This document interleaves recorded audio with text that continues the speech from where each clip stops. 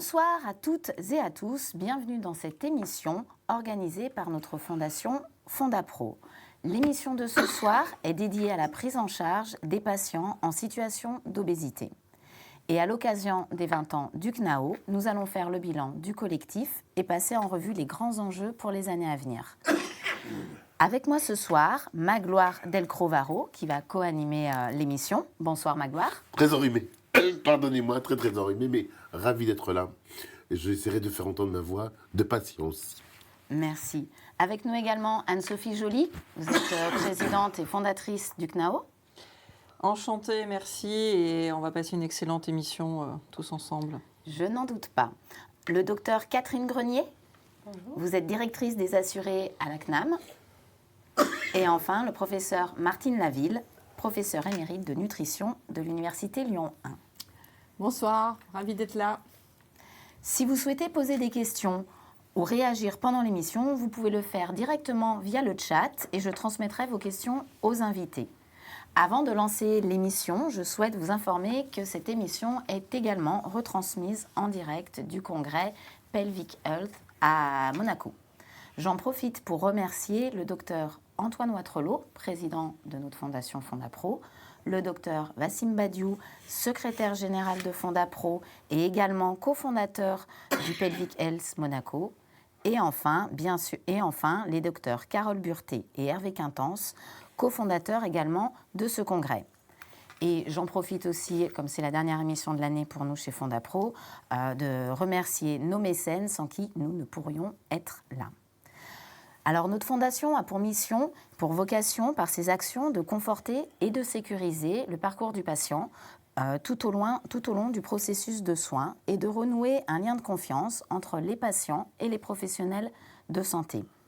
Nous soutenons le CNAO depuis plusieurs années maintenant et c'est donc tout naturellement qu'à l'occasion des 20 ans, nous avons souhaité vous proposer cette émission. Magloire, je vous laisse la parole. Merci beaucoup. Alors, je ne sais pas si on dit le CNAO ou le CNAO, vous nous le direz. CNAO. Mais toutefois, voilà. Le CNAO a déjà 20 ans. Merci de son existence parce qu'en tant que patient, on est beaucoup à faire appel à vous. Mais peut-on rappeler ce que c'est que le CNAO ? Alors, avant de répondre à ta question, Magloire, je voulais juste te dire merci à Fondapro ainsi qu'au docteur Antoine Watrelot et puis au docteur Wassim Badiou qui œuvrent effectivement en tant que président et secrétaire général pour développer la fondation Fondapro, sur lequel effectivement on travaille beaucoup et le patient est entendu. Alors, le collectif s'est créé il y a maintenant un peu plus de 20 ans, parce que c'était en mars 2003, donc on va bientôt avoir en fait 21 ans. On a en fait pour mission d'essayer d'accompagner et de sécuriser finalement le parcours de soins du patient. Donc en fait, on est dans la co-construction. Enfin moi, c'est quelque chose qui m'a toujours animée, la co-construction, parce que c'est important de pouvoir se dire, bon voilà, on a les compétences des uns et des autres et comment on peut aller beaucoup plus loin. Le collectif a vraiment l'honneur, et c'est pas de la flagornerie quand je dis l'honneur, c'est de pouvoir travailler. Alors, il n'y a pas de règles dans l'énoncé. Le collectif, le CNA, qui est le Conseil national de l'alimentation, qui est une instance interministérielle sous l'égide de 4 ministères, la santé, l'agriculture, l'alimentation, les finances et l'écologie. On a eu l'honneur de participer à 2 commissions présidentielles qui ont donné lieu au plan obésité, qui a été effectivement l'un des premiers plans obésité en 2010-2013 et qui a été suivi par d'autres plans comme l'écriture de la feuille de route obésité. On a également fait la commission présidentielle sous le premier mandat de M. Macron, qui étaient les états généraux de l'alimentation. Donc comment on peut mieux produire, mieux transformer et mieux informer la population sur ce que l'on peut manger. On a également l'honneur de participer et de piloter un groupe de travail au sein du ministère de la Santé au niveau de la DGS, Direction Générale de la Santé, et du PNNS 4, Plan National Nutrition Santé, sur finalement la diversité et la problématique de la grossophobie et de la discrimination en obésité. On fait partie, mais je ne vais pas tout dire, on est signataire également de la charte alimentaire de l'ARCOM sur effectivement des bons process. Et j'ai été nommée il y a quelques jours au conseil paritaire de la publicité. Donc voilà, pour avoir des bons process sur finalement ce qu'on veut voir arriver, pas voir arriver, ce qui peut être dangereux ou discriminant ou moins bien fait pour pour la population. Et puis on travaille avec la DGS, la DGOS et le ASO-CPO, qui est une organisation qui est plutôt européenne, mais plutôt européenne plus. Qui fait appel à vous au CNAO?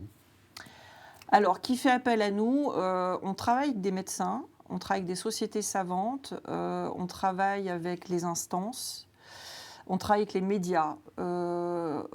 Mais notre cœur d'objectif, c'est de travailler avec la population, pour essayer d'avancer. Et les membres du collectif ne sont absolument pas des médecins, nous sommes tous des patients. Nous vivons tous avec notre pathologie chronique et on essaye de se former le plus possible pour pouvoir savoir exactement de quoi on parle et justement ne pas abîmer ou ne pas transférer des choses sur les patients, ce qui me paraît être essentiel. On dit que l'obésité, je le dis puisque j'en suis concerné, c'est pour moi l'autre pandémie mondiale à l'heure actuelle. Peu de chiffres, on le rappellera et on le redira d'ailleurs, existent. Pourtant, l'Organisation mondiale de la santé prévoit que 30% de la population ici chez nous, en France, sera atteinte d'obésité en 2030. C'est demain matin. Alors moi j'aimerais m'adresser à vous, professeur Martine Laville, vous qui êtes professeur émérite, et votre sujet c'est la nutrition. J'aimerais savoir comment peut-on mieux prévenir cette maladie dont on sait qu'elle va être la véritable pandémie de demain matin. Elle l'est déjà peut-être. Alors en France, on a longtemps cru qu'on était préservé de ça. C'était pour les Américains, après on a vu les Anglais qui ont pris du poids, après les Allemands. Mais nous, non, on aime vivre, on aime bien manger, on est préservé. On a longtemps cru ça et ça a certainement aussi joué dans la non-reconnaissance de l'obésité comme une maladie parce qu'en France, non, on pensait être préservé et que c'était pour les autres. Et en fait, pas du tout. On manque de chiffres factuels. Pour quelle raison? L'obésité, c'est transparent du système de santé. Déjà, parce que les seules choses qui peuvent être retrouvées dans le système de santé, c'est quand il y a un traitement spécifique à l'obésité. Le seul traitement spécifique au jour d'aujourd'hui qui peut être retrouvé, c'est la chirurgie bariatrique. Donc c'est vraiment une façon très marginale d'apprécier l'incidence de l'obésité en France. Donc après, il y a des enquêtes et on a eu la chance quand même d'avoir cette enquête OBEPI qui a été faite de très nombreuses années qui nous montre que l'obésité continue à monter en France alors que le surpoids s'est stabilisé. Ça sera peut-être intéressant à noter. Il faut faire la différence. Voilà, le surpoids, c'est... Question de chiffres, après, les limites peuvent être discutées. Mais le surpoids, on a nos chiffres, l'indice de masse corporelle, qui est le poids en kilos divisé par la taille en mètres au carré. On parle d'obésité à partir de 30, de surpoids entre 25 et 30. Et c'est relié, en fait, à des données assez anciennes, plutôt d'Amérique du Nord, sur les liens entre l'indice de masse corporelle, cet indice, et la surmortalité. Donc, à partir du moment où on monte quand même un lien avec la surmortalité, on a quand même du mal à ne pas reconnaître que c'est une maladie. Mais bon, apparemment, il en faut plus parfois. Donc, effectivement, ça monte en France. Effectivement, l'OMS disait qu'actuellement, on est à 17% de la population adulte. Anne-Sophie donnera peut-être beaucoup de chiffres. Et l'OMS nous dit en 2030, donc demain, 30%. Et ceci a été exponentiel. Exponentiel. Et surtout, c'est des pronostics qui ont été faits il y a quelques années. C'était avant le Covid, c'était avant la guerre en Ukraine. Et comme on sait, malheureusement, un lien extrêmement étroit entre les inégalités socio-économiques, la pauvreté et l'obésité. Et comme malheureusement, on voit quand même cette explosion actuellement de précarité, de pauvreté, qui font le lit de l'obésité, on peut craindre que ces chiffres catastrophiques soient dépassés. Donc, on est là pour agir, se retrousser les manches et crier haut et fort qu'il faut tout faire pour prévenir. Mais prévenir, ce n'est pas quelque chose de facile. C'est pas, hop, il y a une cause, j'appuie sur le bouton, je la règle. Non, malheureusement...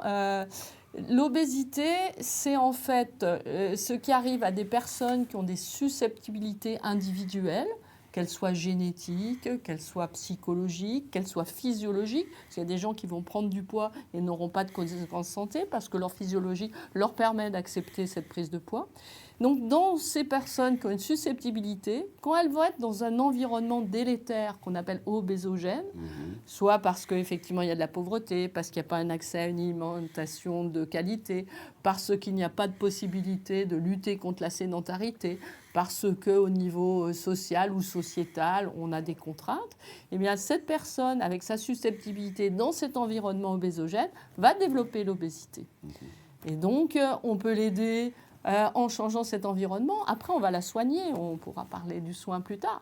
Mais ce qui va être important, c'est de pouvoir prévenir et donc de lutter contre cet environnement obésogène. Et je souhaite qu'on s'attache particulièrement aux défavorisés et en jouant sur les enfants, parce que les enfants, c'est quand même l'avenir de la société.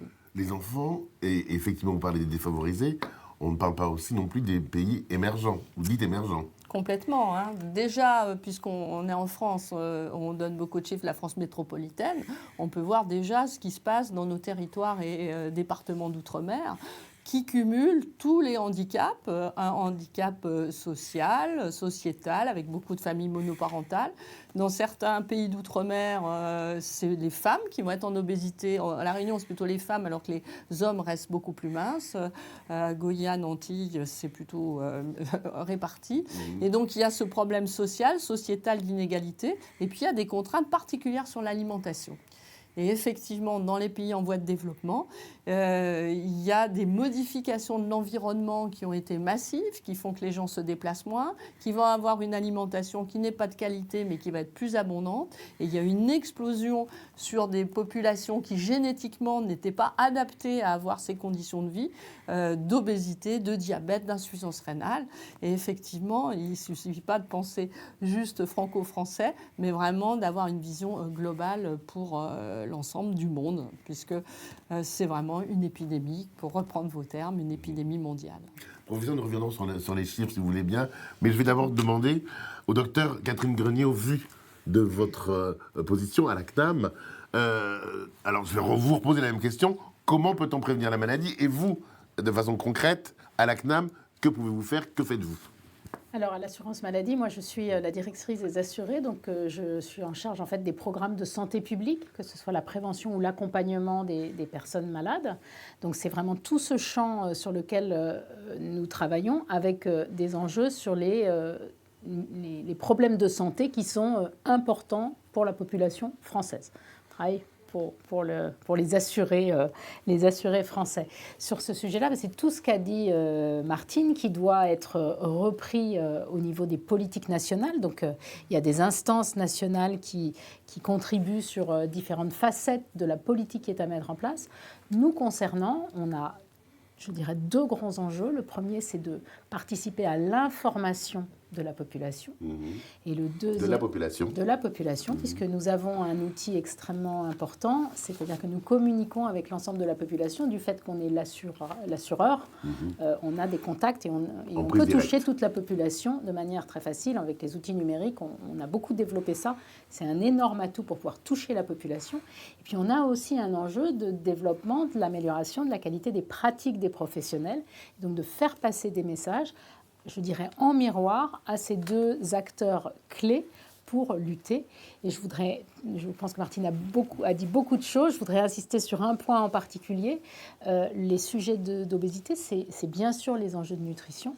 C'est aussi les enjeux de balance énergétique et de bien avoir la notion que l'activité physique est essentielle, que cette activité physique, elle va prévenir l'obésité, le surpoids, mais elle va aussi prévenir de nombreuses maladies. Il y a des études scientifiques sur un champ très important de maladies. Et en fait, toute personne a intérêt sur le plan de sa santé, pour préserver son capital santé, à développer l'activité physique. Et donc, un des premiers développements que nous avons fait sur ce sujet, c'est auprès des enfants, essayer d'éviter l'installation d'une pathologie de surpoids chez les enfants en ayant des programmes spécifiques pour eux qui sont assez innovant du point de vue de l'assurance maladie, parce qu'on n'est pas dans le soin classique, on est en amont du besoin, on va chercher du besoin exprimé. Il y a un besoin, mais il n'est pas forcément exprimé. On va chercher des populations pour essayer de casser la courbe, comme je dis souvent, c'est-à-dire lutter contre cette prise de poids qui, si on ne fait rien, est assez inéluctable. Si on ne change pas les habitudes, il n'y a pas de raison que ça s'arrête. L'objectif, c'est peut-être aussi d'être au carrefour de pas mal de choses, Tout à fait. y compris sociétales. Si je peux juste rajouter Oui, bien quelque sûr, chose. justement. Cet après-midi, on a eu l'appel d'une patiente qui disait « Mais en fait, moi, je suis obèse, mais je ne suis pas malade. Donc, arrêtez de me dire que je suis malade. » Et en fait, je lui ai dit « Mais vous avez une maladie du tissu adipeux. Il y a une inflammation du tissu adipeux. Donc, aujourd'hui, il n'y a peut-être pas de comorbidité déclarée, mais demain, après-demain, voilà, c'est un état de fait. Et nous, on se retrouve en fait à essayer, parce que ça va complètement dans ce qu'on se dit depuis tout à l'heure, à essayer finalement d'informer les gens sur c'est quoi l'obésité, c'est quoi le statut de maladie chronique reconnu par l'OMS depuis 1997, sur ce qu'est l'obésité vraiment, et ce sur quoi ça va nous entraîner. Enfin, c'est pas ni un choix de vie, c'est pas je suis malade dès l'instant où j'ai une apparition de pathologie associée qui est déclenchée, c'est dès l'instant où on est en obésité, on est déjà malade chronique du tissu adipeux. Voilà. Professeur Laville, je vais juste revenir sur un petit point. Je voudrais savoir quelles sont les grandes mesures qui ont été prises ces dernières années au sujet de l'obésité, déployées surtout sur le soin et la prévention. Il y a eu des avancées majeures, grâce aussi, dû à votre action aussi. Alors, on remonte aux 20 ans du CNAO, on remonte un peu loin, on revient de loin. On va parler d'abord du soin, on parlera peut-être de la prévention après. D'accord. On revient de loin parce que pendant très longtemps, il n'y a rien eu. Donc effectivement, on parlait beaucoup de la balance énergétique, mais le problème, c'est qu'en parlant de la balance énergétique, c'était simple, on disait aux gens, mangez moins, bougez plus et débrouillez-vous. Donc ce n'était pas une situation très satisfaisante. Est arrivé quelques médicaments de l'obésité en France, et on en a le souvenir terrible puisque ces médicaments ont effectivement fait des dégâts. Quand même, je me permettrai de redire que Servier avec l'isoméride, qui a effectivement eu des effets délétères, a été le premier laboratoire au monde à faire une étude randomisée contre placebo pour leurs médicaments. Après, ce médicament, qui était un dérivé des amphétamines... Donc une étude digne de ce nom. Une étude, oui, mais on remonte à très longtemps, même avant le CNAO. Voilà, mais c'était quand même la première étude. Alors malheureusement, c'était une drogue qui a montré des effets secondaires et qui a été retirée. Voilà, on en a eu d'autres qui aussi semblaient être intéressantes. Puis on n'a plus rien eu. Et la seule chose qu'on avait, c'est la chirurgie bariatrique qui, à partir des années 80, s'est développée. C'est énormément développé en France. Et avec le fait que c'était la seule chose qui a montré quand même son efficacité, avec des études internationales, la SOS Study, qui a maintenant plus de 20 ans de recul, qui a montré une diminution de la mortalité, une diminution des maladies cardiovasculaires avec la chirurgie. Donc, on n'avait que cette arme. Pour nous, médecins, qui voyions nos patients, c'était quand même difficile dans les années 80 d'aller leur dire allez vous faire opérer, couper l'estomac, faire une transposition. C'était difficile, surtout qu'à l'époque, nos relations avec les chirurgiens n'étaient pas parfaites, puisque eux, ils étaient les sauveurs, ils coupaient l'estomac, les patients étaient guéris, tout allait bien. Donc ça, il y a eu des évolutions majeures, notamment chez les chirurgiens et nous en parallèle, qui font qu'on a appris à se connaître grâce aux patients.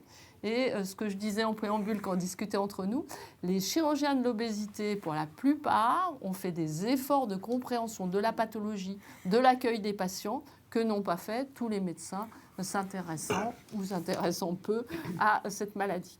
Donc on a eu ça.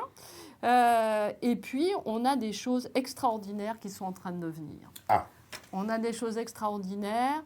D'une part, en lien avec l'assurance maladie, puisqu'il y a maintenant ce qu'on a appelé des articles 51. Il y a eu des expérimentations d'innovation en santé. C'est extrêmement novateur, c'est-à-dire que ce n'est pas des essais thérapeutiques, on regarde le système de soins, on regarde s'il va être efficace. Et ce qu'on sait bien pour l'obésité, c'est que l'efficacité, c'est une prise en charge pluridisciplinaire.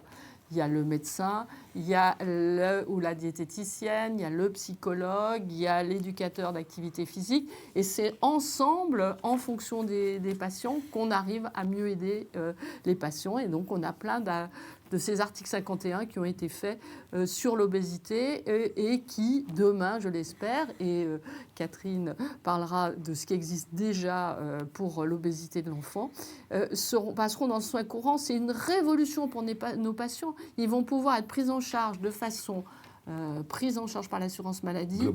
Globalement, avec la personne regardée de façon globale, avec surtout, très important, du temps payé aux professionnels de concertation.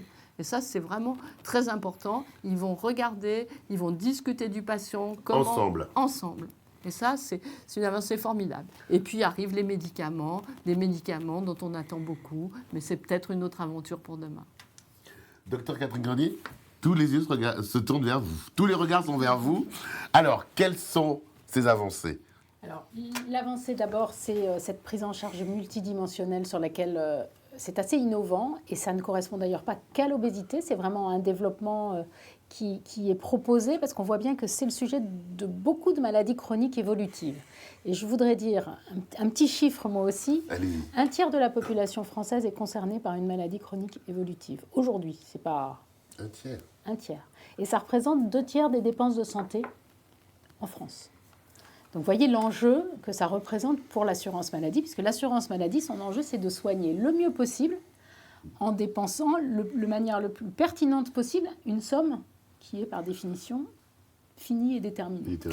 Donc, il y a un vrai enjeu sur les maladies chroniques évolutives. Et ces prises en charge multidimensionnelles, on les travaille beaucoup, comme l'a dit Martine, dans le cadre de ces innovations organisationnelles qui sont développées dans l'article 51. Pourquoi il nous faut des innovations ?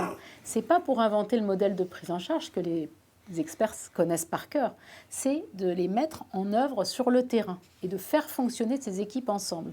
La construction d'une équipe et cette coordination autour du patient, ce n'est pas si simple à faire. On a un système de santé qui est organisé sur de la tarification à l'acte. Et tous ces éléments-là, c'est des ovnis pour le système de financement. Donc il fallait construire ça. Et l'article 51, le premier parmi ces articles 51 qui a été généralisé. Vous pouvez nous donner une petite définition L'article 51, c'est en fait, on dit article 51 parce que c'est des dispositifs qui sont issus d'une loi de financement de la sécurité sociale et on a dénommé les dispositifs article 51 parce qu'ils répondent à cette organisation qui a été proposée dans le cadre de cette loi qui doit être de 2018, mais je ne suis pas complètement sûre du 2018, mais je crois que c'est ça. Et parmi ces articles 51, l'enjeu aujourd'hui, c'est qu'on a expérimenté pendant 2, 3, 4 ans, et que maintenant, on a dit ça marche, on a montré que c'était efficace. Dans certains cas, il y a d'autres qui vont être abandonnés, mais il y en a qui ont montré que ça marche. Et pour ce qui marche, il faut qu'on trouve les solutions pour l'intégrer dans la pratique courante, dans la routine du système de santé, en fait. Et c'est complexe parce qu'il faut trouver les modes de financement. On a parlé de coordination, de concertation. Il faut créer des enveloppes spécifiques, avoir un raisonnement qui soit incitatif à la qualité des soins et pas inflationniste. Enfin, il y a beaucoup de théories économiques derrière tout ça. Et le premier article 51 qui a été généralisé s'appelle « Mission retrouve ton cap ». Et son objectif il est en place, il est déployé au niveau national sur France entière, sur la prévention du surpoids et de l'obésité chez l'enfant. Et l'idée, c'est vraiment de mettre à disposition, autour d'une équipe de soins traitante, un diététicien, un psychologue et le recours à un bilan d'activité physique qui permet de remobiliser les enfants sur une activité physique quotidienne.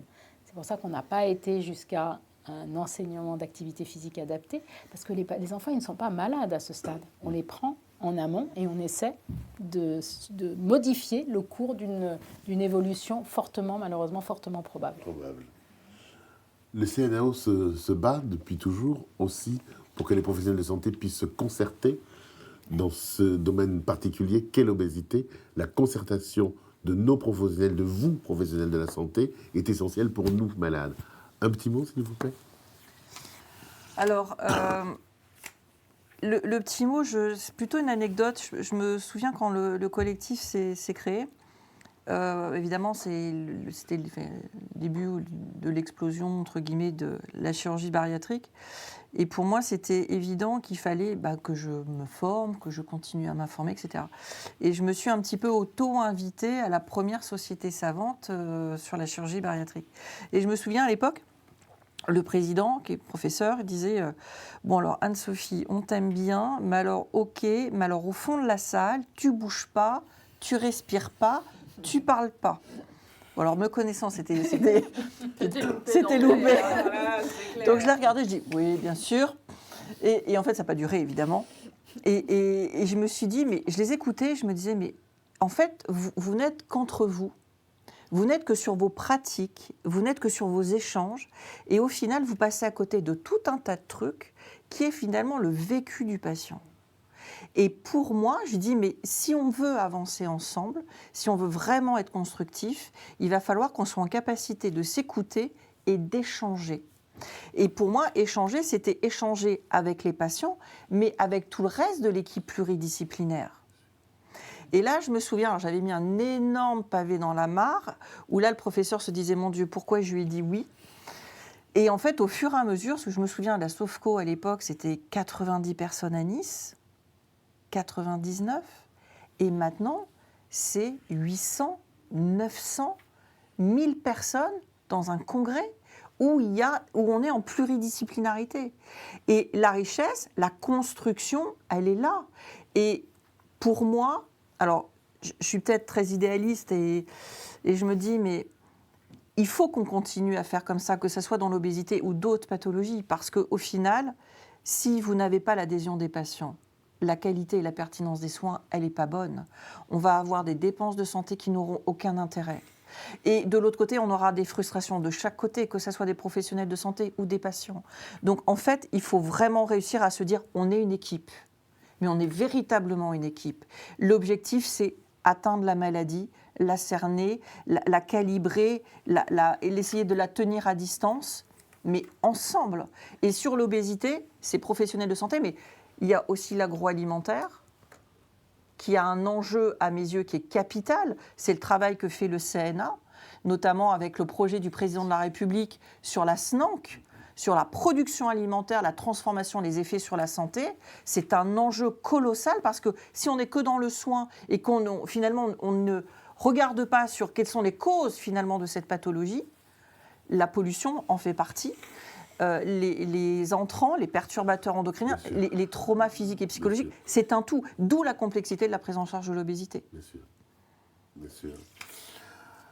Professeur Laville, la question qui, nous autres patients, nous interroge, nous questionne, pas nous obsède, mais presque. Qu'en est-il de la formation des professionnels de santé sur l'obésité ?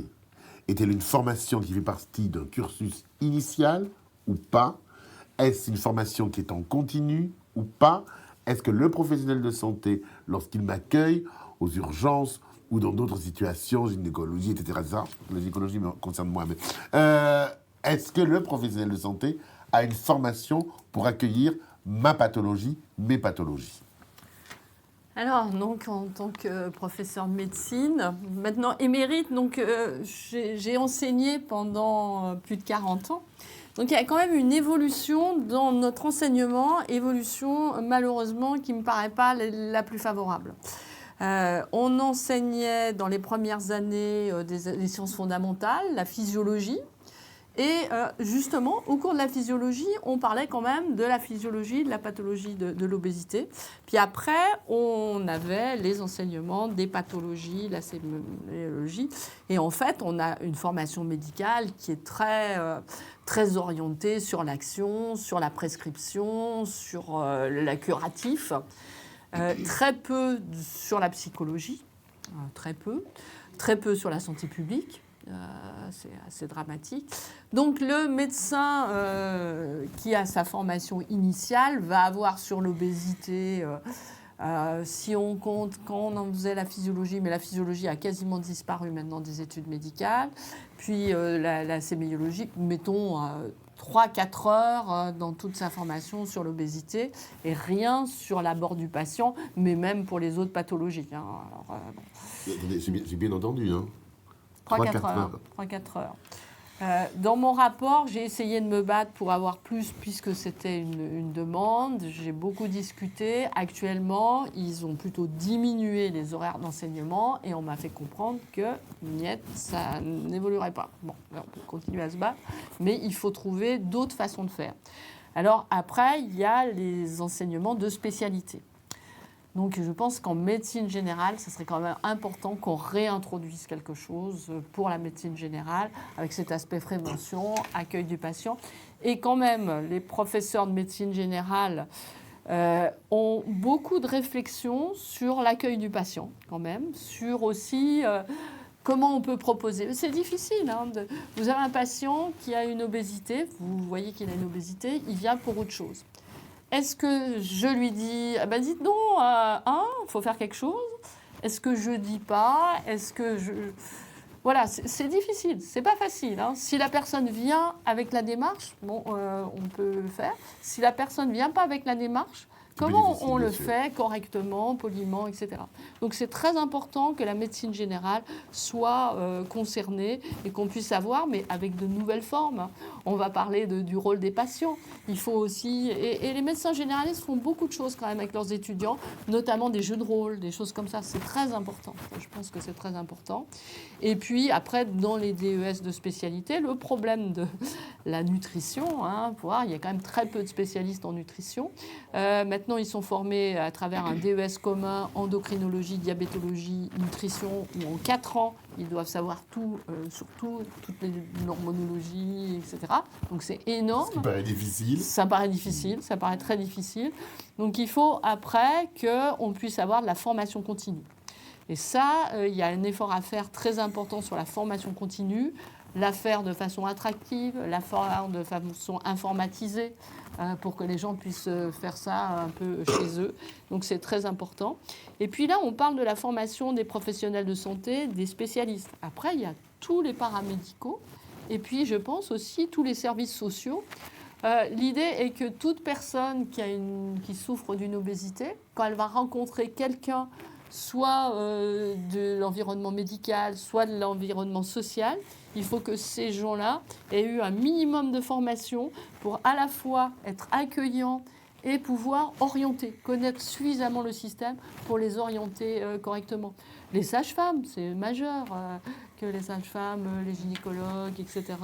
soient formés, mais les psychiatres, mais les réanimateurs. On sait bien que l'obésité va poser des problèmes. Le radiologue, oh là là, toute cette graisse, je vois rien. Voilà. Donc, bien entendu aussi, vous le savez. Oui, ça on le sait sur les radiologues. Donc c'est notre rôle. C'est au rôle peut-être des médias aussi. Plus, Catherine Grenier disait, en parler aux assurés, mais plus la société va en parler, plus tout le monde va être imbibé. Et pourquoi il y a un problème?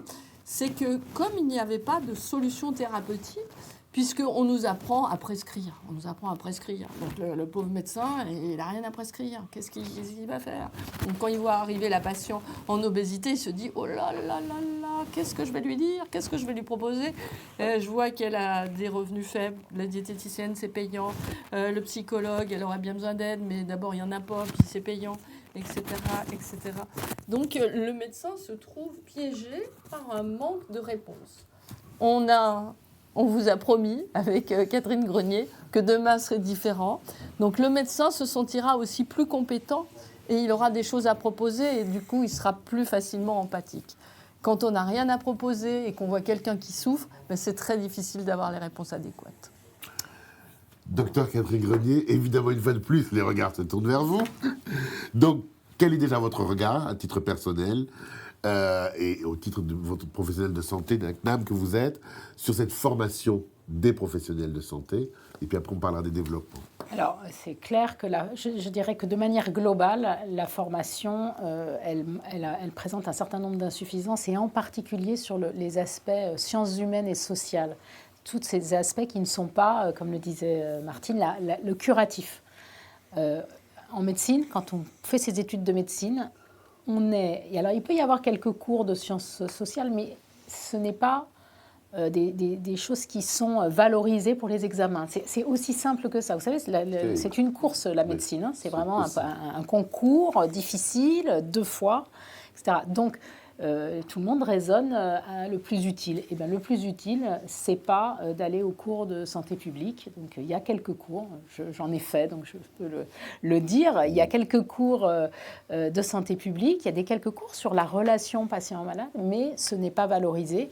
Et ça a besoin d'être une compétence obligatoire. Enfin, en particulier pour un médecin une équipe de soins primaires. D'ailleurs, ce n'est pas que les médecins, hein, c'est l'équipe de soins primaires. C'est vraiment des éléments, c'est la base de la base, savoir se comporter avec le patient. Donc, et sur l'obésité, sur les enjeux de l'obésité, je pense qu'effectivement, le système a été un peu dépassé aussi par cette épidémie. Voilà, ce sujet qui était un sujet qui existait il y a 30 ans, aujourd'hui, il devient prépondérant et on voit bien que si on ne réagit pas, on va être dépassé avec, je vous ai dit, aujourd'hui, c'est 1/3 de la population qui est concernée par les maladies cardiovasculaires, les maladies chroniques, pardon. Les maladies cardiovasculaires sont un pan extrêmement important de tout ça. L'obésité est un facteur de risque de toutes. Pas difficile, c'est lié à toutes les maladies cardiovasculaires, diabète, insuffisance rénale. C'est un facteur commun. Donc il y a, je dirais, du point de vue du financeur, un vrai intérêt à agir sur ce facteur parce qu'il va avoir un impact sur de nombreuses pathologies. Et après, en parlant de formation, donc nous, on n'est pas un organisme on n'a pas une mission de formation vis-à-vis des acteurs de santé, mais on peut accompagner les professionnels de santé dans leur mission, en particulier les professionnels de ville. Et nous travaillons beaucoup sur l'accompagnement des médecins de premier recours et des équipes de soins de premier recours. Et dans ce cadre-là, nous travaillons avec Anne-Sophie et le collectif et le CMG sur la question d'améliorer l'accueil de la personne atteinte d'obésité en consultation de soins primaires. Quelle est ou pas une demande en lien avec l'obésité? Parce qu'il faut aussi capter une demande qui n'existe pas. Comme vous disiez, une personne qui est obèse et qui dit « mais je ne suis pas malade », on lui demande pas de rentrer dans une catégorie, on lui demande de prendre en considération le risque que représente un état de santé qui, pour l'instant, ne la fait pas souffrir, mais qui, statistiquement, va la faire souffrir. C'est des statistiques, mais c'est quand même des statistiques assez lourdes et efficaces, enfin, et fortes. Et fortes. Les 2 médecins qui sont sur ce plateau, chère Anne-Sophie, ont constaté effectivement ce qui manque dans cette formation qui est criant. Qu'est-ce que demande le collectif? Qu'est-ce que demandent les associations que vous représentez? Qu'est-ce que demande le patient au niveau de cette formation? Alors, il y a la formation et puis en fait, je vais aller un petit peu plus loin parce qu'en fait, je pense que ça ne pourra pas bouger si on ne prend pas la problématique à sa racine. C'est ce qu'est l'obésité, la reconnaissance de l'obésité comme étant une maladie auprès de la population, donc du coup auprès des soignants, auprès des politiques, auprès de tous les intervenants. Et en discutant avec des individus hors médecins, enfin des patients, ils me disaient, mais moi, si on me disait que finalement je souffrais d'une maladie, mais en fait, j'ai un fardeau qui s'écroulerait. Et là, je me dirais, ok, donc maintenant, j'ai retiré le fardeau, je peux rentrer plus facilement parce que j'ai été identifiée comme ayant une maladie. Et pour le professionnel de santé, au final, ben voilà, c'est clairement établi, on a des recours HS, mais c'est clairement dit, l'État le dit, l'obésité est une maladie, donc égale une maladie, égale, je peux que aller dans ton sens, qui est le mien aussi, c'est la formation des professionnels de santé à l'obésité. On ne va pas injecter... moi, si je reprends, quand j'étais enceinte, oui, et puis en fait, quand j'ai eu ma péridurale, je me souviens des 2 anesthésistes qui m'ont regardée, ils m'ont dit oh! Et là, je me suis dit, bonjour, comment ça va bien? Alors là, je suis un tout petit peu enceinte comme ça, je suis un tout petit peu accouchée, et ils me disent, on a un gros problème, on ne sait pas quoi vous injecter. Et là, j'ai dit, alors, il va falloir que j'accouche. Parce que là, de toute façon, je suis sur le billard. Donc, en fait, vous allez exactement me dire quels sont les indicateurs dont vous avez besoin. Parce que je dis, moi, très égoïstement, je veux que mon bébé aille bien et que j'aille bien. Donc, en fait, c'est travailler comme ça là-dessus. Et on a besoin d'appeler un chat un chat. L'obésité est une maladie. J'invite l'État à le reconnaître très officiellement et très ouvertement. Il y a un événement qui s'appelle les Journées mondiales de l'obésité le 4 mars. La porte est ouverte. D'accord. Et au milieu de tout ça, ça va caler les choses, ça va poser les choses. On a effectivement, en champ thérapeutique, les chirurgies, on a les médicaments qui arrivent. Pour la plupart de la population, s'il n'y a pas un traitement, ce n'est pas une maladie. Voilà. S'il y a un traitement, c'est une maladie. Et en fait, nous travaillons tous à ce que les choses évoluent et on ne peut que aller dans un sens où on va prendre les choses, je dirais pas très sérieusement parce que c'est pris sérieusement, mais il faut mettre un énorme coup de pied dans la fourmilière. Il faut passer un stade parce que là, effectivement, cet après-midi, je me suis un tout petit peu amusée. En 1997, 8,5% de la population était obèse. En 2012, 15% de la population était obèse, c'est-à-dire x2 en 15 ans. En 2020, on était à 17%, mais je pense qu'on est très très loin. Et là, en 2030, donc demain matin, prévisions qui, je pense, et je suis assez d'accord avec toi, seront dépassées pour plein de raisons. 29% que d'obésité. Que d'obésité. Que d'obésité. C'est-à-dire qu'il y a obésité et surpoids. Donc, en fait, pour moi, la formation, c'est évidemment oui, mais d'abord, on vient sur un pilier central qui est la fondation. Et les fondations doivent se baser sur l'obésité est une maladie reconnue par l'État français. L'État fait énormément de choses déjà. En fait, c'est juste dire les choses officiellement. La population, les médecins, les soignants, tout le monde a besoin de l'entendre. Docteur Catherine Grenier, je sais que vous aviez envie d'intervenir. Le temps passe très vite, oui. Mais allez-y, je vous en prie. Non, mais je crois que c'est extrêmement important ce que vous venez de dire sur il n'y a pas de traitement, c'est pas une maladie. C'est vrai pour les patients, mais c'est vrai aussi pour les médecins. Un médecin est désemparé quand il n'a pas de prise en charge, il n'a pas une réponse. C'est très désagréable de ne pas avoir de réponse sur votre cœur de métier, c'est quand même très désagréable.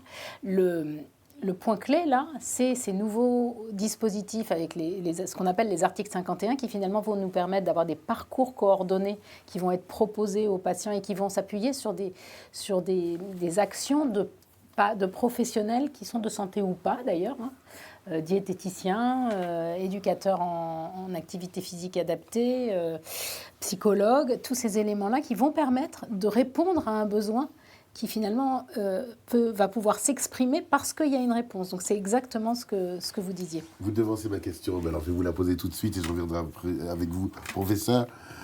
Justement, est-ce qu'on peut espérer la généralisation des articles 51 ? Alors, les articles 51, ils ont été construits pour être généralisés. Après, ils passent une phase de test. S'ils sont suffisamment efficaces et même efficients, c'est-à-dire qu'il y a un sujet de soutenabilité de la dépense en lien avec les éléments. S'il y a de l'efficacité, oui, ils seront généralisés. C'est vraiment comme ça que ça a été construit. Les sujets qui ont été choisis ont pour objectif de répondre, de trouver une réponse à toutes ces questions. 11 programmes quand même sur l'obésité. Professeur Martine-Laville, quel est votre regard? Je sais que vous avez envie d'intervenir. Oui, non, moi je serais ravie. Il faudra encore qu'on trouve les professionnels formés pour donner ces forfaits merveilleux et sur un territoire et qu'ils considèrent que la rétribution qu'ils ont est satisfaisante. Attractif, bien attractif. sûr. Par exemple, les psychologues, il y a quelques années, on avait beaucoup de psychologues qui n'avaient pas énormément de travail. Avec le Covid, il y a eu vraiment des dépressions, etc. Donc les psychologues sont surbookés et on n'en trouve pas pour les articles 51, par exemple, qui sont en expérimentation. Il va y avoir des tensions sur un certain nombre de professionnels de santé. Et puis, il faut qu'ils soient formés correctement parce que ces articles 51 sont expérimentés par des équipes qui sont des équipes valeureuses, qui ont envie de faire, qui savent faire et qui vont faire très bien. Donc, l'expérimentation sera très bonne. Après, quand on va transposer ça sur un territoire différent où les professionnels seront peut-être pas là ou n'auront pas cette empathie ou cet engouement, donc on a un enjeu vraiment très, très important de suivi. Moi, j'y crois beaucoup. Mais il faut qu'on soit derrière, la CNAM, les professionnels, les associations.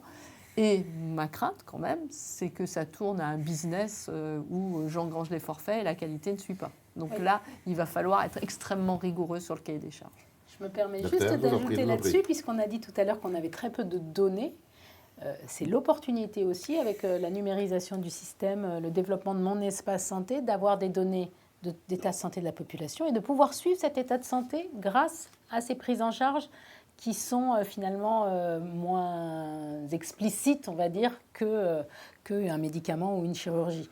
Donc c'est aussi un enjeu de pouvoir suivre l'état de santé de cette population et de montrer que, bah oui, on finance une diététicienne, on finance un psychologue, mais 3 ans après, 5 ans après, ça a eu une efficacité et on a un résultat en termes d'état de santé de la population. Vous deux médecins, et vous, Anne-Sophie, ce manque de données revient dans notre conversation.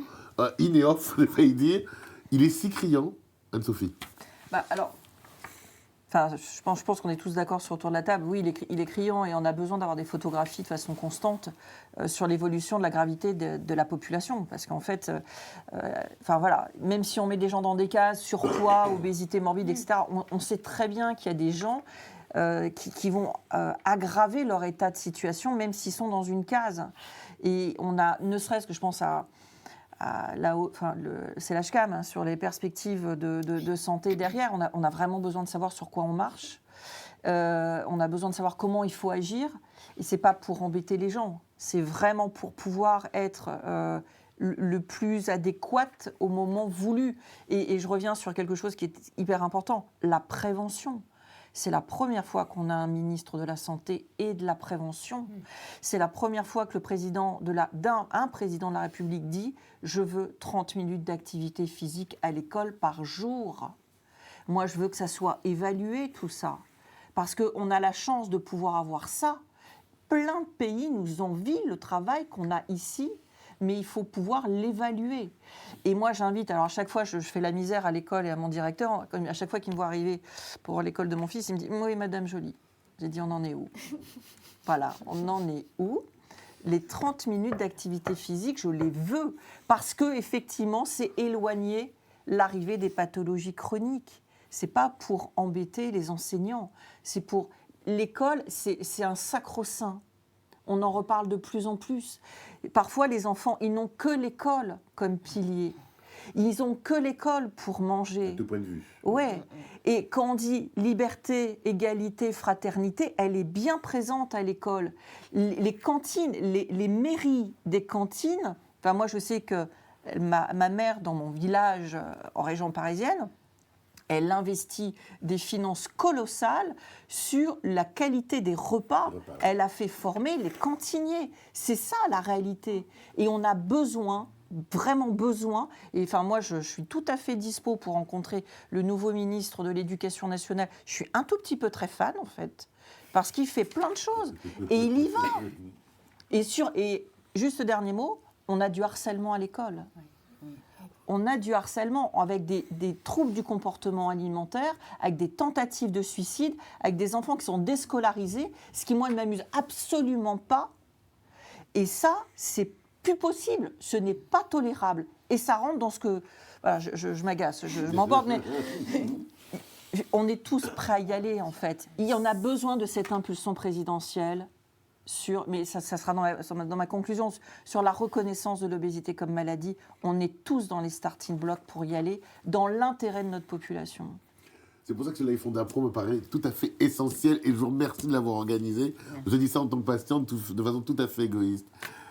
Docteur, avec un S, alors, quelle est pour vous la place, puisque c'est quand même les 20 ans de CNAO, quelle est la place? Je peux juste dire quelque chose encore sur les données. Oui. Je pense que le poids de la population doit être un marqueur de notre société.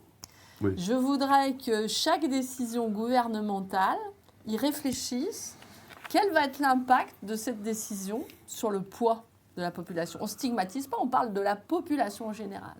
Est-ce que telle décision dans l'agroalimentaire, est-ce que telle décision dans l'urbanisme, est-ce que telle décision va jouer sur le poids de la population? C'est un marqueur intégratif qui prévaut de tout ce qui va se passer par ailleurs et là. Donc, si on pouvait avoir ces données-là et si on pouvait dire, on va réfléchir avec ça. on réfléchit avec l'économie, mais c'est un lien avec l'économie. Oui, bien sûr. Si le poids monte, l'économie va aller mal, Oui. c'est clair. Et pour juste un dernier chiffre, l'OCDE dit $1 investi en prévention, c'est $6 épargnés sur l'avenir. Donc on n'a pas le choix. Et vraiment, si les politiques pouvaient se mettre dans la tête que c'est un marqueur global, le poids de la population, eh bien on avancerait. Voilà, c'était juste... Quelques minutes nous restent pour une conclusion, mais je vais d'abord vous demander, docteur Catherine Grenier, quelle place vous donnez, quelle place vous souhaiteriez que les associations, que le CNRONO pour ne pas le citer, et qu'est-ce qu'il doit vous amener? Je sais que vous travaillez ensemble et de concert, qu'est-ce que vous lui demanderiez encore? Alors d'abord, on travaille beaucoup avec Ensemble, les associations parce que c'est elles qui nous apportent ce retour d'expérience et qui permettent de positionner nos politiques. Donc c'est extrêmement important. Je pense qu'il y a 2 grands pans sur les associations. D'abord, il y a faire savoir et porter la cause, ce que Anne-Sophie fait plutôt bien, porter la cause nationalement, médiatiquement, etc. Qu'elle fait très très bien. Et puis après, il y a aussi mobiliser les patients auprès des patients, c'est-à-dire ce qu'on appelle dans les langages un petit peu sociaux la paire aidance. C'est les pairs, P-A-I-R-S, c'est-à-dire c'est l'accompagnement par les personnes qui vivent la même chose que moi, qui ont vécu ou qui vivent, par exemple quelqu'un qui a besoin d'une chirurgie bariatrique, quelqu'un qui l'a vécu avant, ça lève beaucoup d'angoisse, etc. Ça peut être très utile à beaucoup de moments d'un parcours de soins. Et finalement, cette mobilisation des acteurs les uns par rapport aux autres, ça peut éviter des renoncements aux soins, ça peut éviter des stigmatisations, des auto-stigmatisations, comme on disait tout à l'heure, valeur d'exemple, valeur de partage, et surtout lutter contre l'isolement. Parce qu'on sait quand même qu'il y a beaucoup de troubles psychiques chez les personnes en situation d'obésité, parce que c'est compliqué à vivre socialement. Et donc, lutter contre l'isolement, s'associer, avoir des activités en commun, c'est finalement aussi une mécanique sociétale. Il faut lutter contre l'individualisme et vraiment travailler en collectif. Je pense que c'est l'élément important à développer. Et on a beaucoup de travail encore, parce qu'il faut aussi qu'on les aide. Professeur Laville, vous en tant que professeur émérite, qu'est-ce que vous attendez? Tout à fait la même chose, d'être des traducteurs. Bon, on a notre pensée médicale, forcément, elle rentre dans un certain nombre de codes. Et les associations de patients, eh bien, elles doivent essayer de nous comprendre et nous de les comprendre pour faire des passeurs, des traducteurs. Et je pense que ça, c'est extrêmement important. Parce qu'on peut parfois être maladroit en voulant être, en croyant honnêtement bien faire. Et donc, c'est important que de façon bienveillante, des 2 côtés, eh bien, on dise, ah ben non, là, ça va pas du tout. Ça sera très, très mal vécu de le prendre comme ça. Ou alors, on va vouloir tellement expliquer qu'on va noyer les gens sous des choses dont ils n'ont pas besoin, etc. Donc, je crois qu'on a besoin de discuter, de mieux se comprendre. Mais je suis très optimiste. Ça refaire la jeunesse de l'histoire depuis 20 ans. Anne-Sophie Joly, qu'est-ce qui a évolué? Parce qu'il y a eu des choses qui ont évolué, qui ont avancé. On est parti de la création de la Terre, j'ai envie de te dire, parce qu'il n'y avait rien, en fait.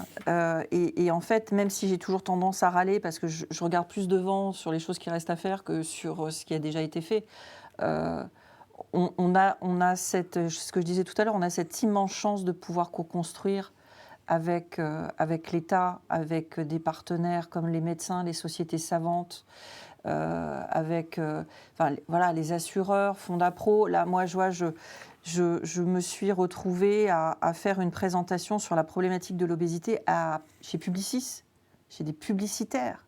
Parce que les publicitaires vont lancer des messages auprès de la population.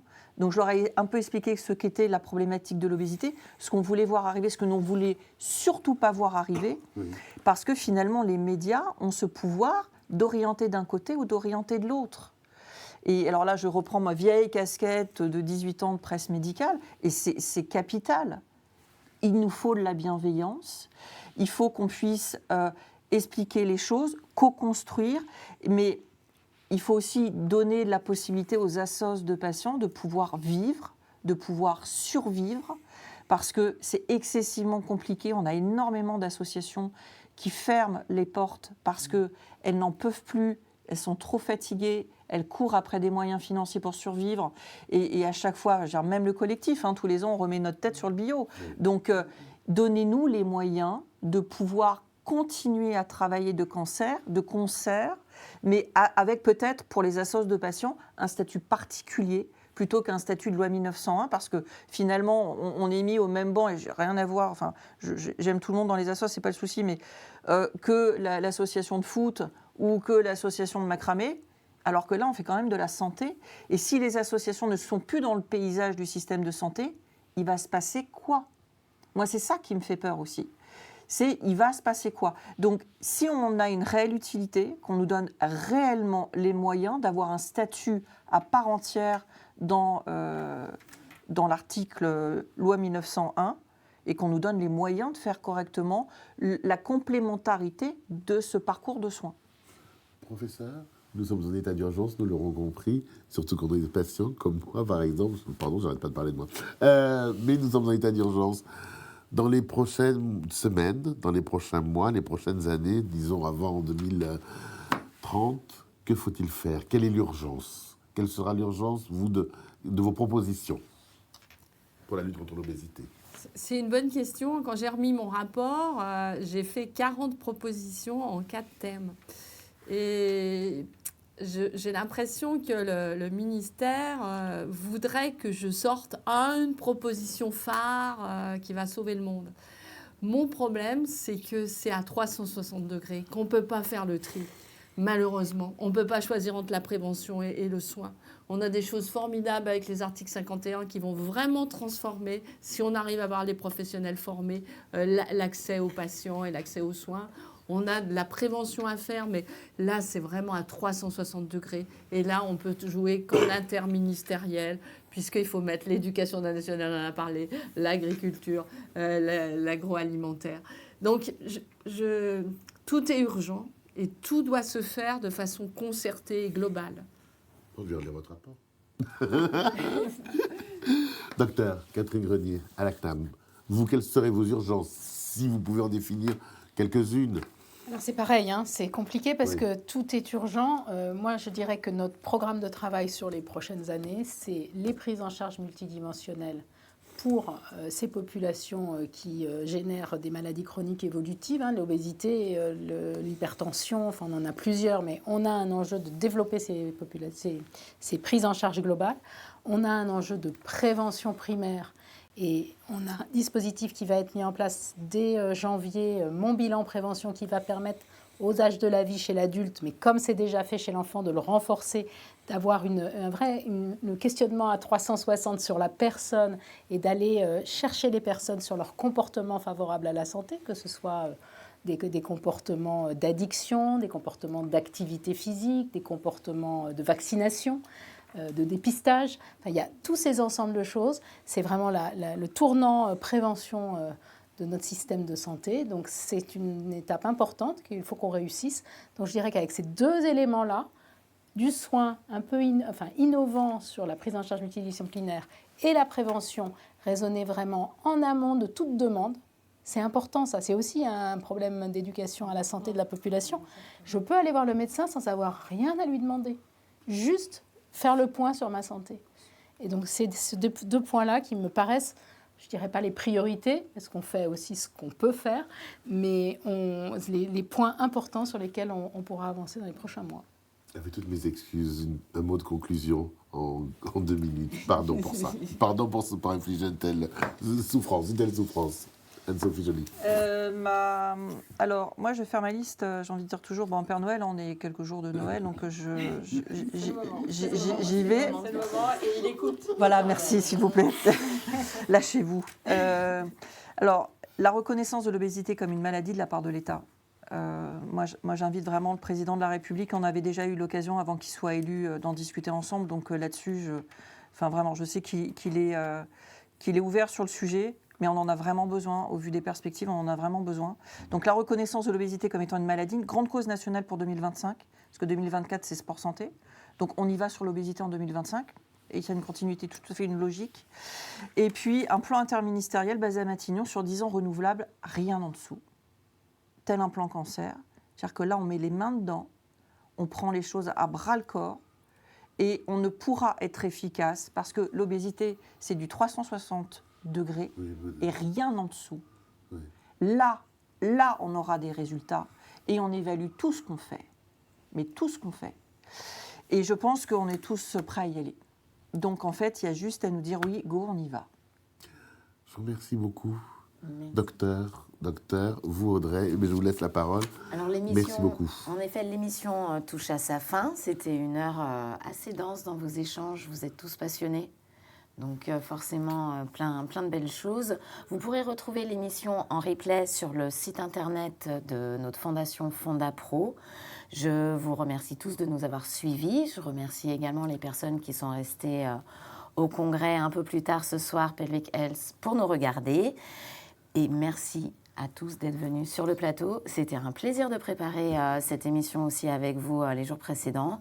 Et je pense que peut-être dans 20 ans, on se retrouve encore ici. Oh, mais bien avant. Avant. D'accord. Bien avant. On fera le point. En tout cas, merci beaucoup et merci à Anne-Sophie pour ton engagement, bien sûr. Bonne soirée à tous. Merci.